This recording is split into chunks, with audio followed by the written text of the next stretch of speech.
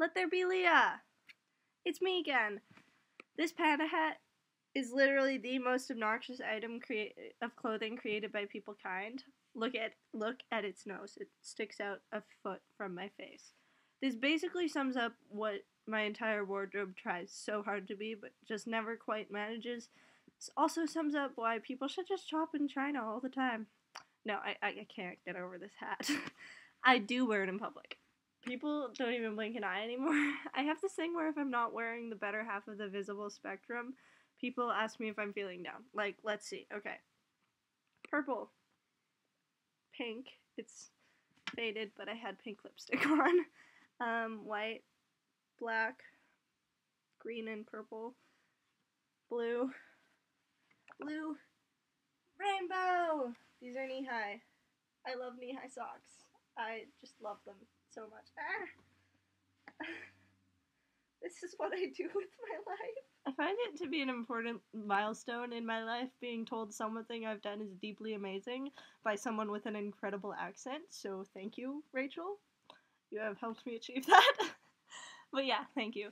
Yeah, the thing about accomplishments and books and whatnot, like, I don't know, I look up to these people who are leads in musicals, who are models, who are computer whizzes, who are totally awesome people. Have you ever noticed that, like, if you look up to someone, if they're, like, your role model who excels in a certain area, you're, like, things that you're good at, if they're in another area, well, they're not like that, so they don't match up. Like, okay. And then sometimes you're like, whoa, okay. Someone thinks that this is cool. Like, I was in class the other day. One second. I was in class the other day at my desk, and I was just kind of sitting there dancing around to Gothic Lolita, which is a creepy fucking song to sing along to in public. I mean, you should be killed by an army of little girls. And I kind of look over, and there's this girl gaping at me, like, what the shit? And I'm so worried, like, I've scarred her for life or something. And she's just like, you wrote this book? That's amazing. How did you do that? I'm like, you sit down, think of a plot, write out the plot, write the book. And in the middle of that, she's like, it's not that easy. And I was like, okay, whoa. I don't know, I get that sometimes. Because I find this idea of being a lead in a musical or working for Google or something so much more of an ideal accomplishment than someone's gasping at me over my desk because I had a signed copy of my book next to me.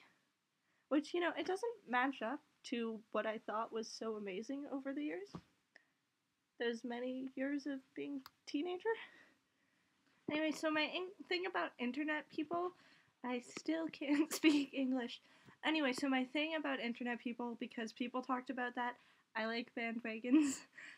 Shout out to Mini Sparta, for one, for helping me find my quarter. I'd wink right now, but I can't do that. For two, it's just a lot easier with internet people. Ironically, with all that distance between you, there's less of the same emotional distance you have with people in person. Like, that might just be me, but in person you match your appearance, your personality is tied into that, right? The way you feel, the way you act actually does start to feel like the way people see you. With internets, like mini Spartans and stuff, because people, I feel a lot more open, which is a bad thing, I guess, because it's so anonymous, but I do like it. Long distance, it's weird when you think about it. For all me and Coons, we are so rooming together, and so on, and goddammit, we are so rooming together. It's like she might as well be from Narnia or something, and you don't have that same thing. Like, your personality is your personality. It's not anything else. And also, you meet these people with, like, hugely different lifestyles. I, for one, am absolutely certain that I've offended so many people online. It's not even funny anymore. But you form this. I'm kind of a bitch. But you form this like little network, and I love them all so much. So much.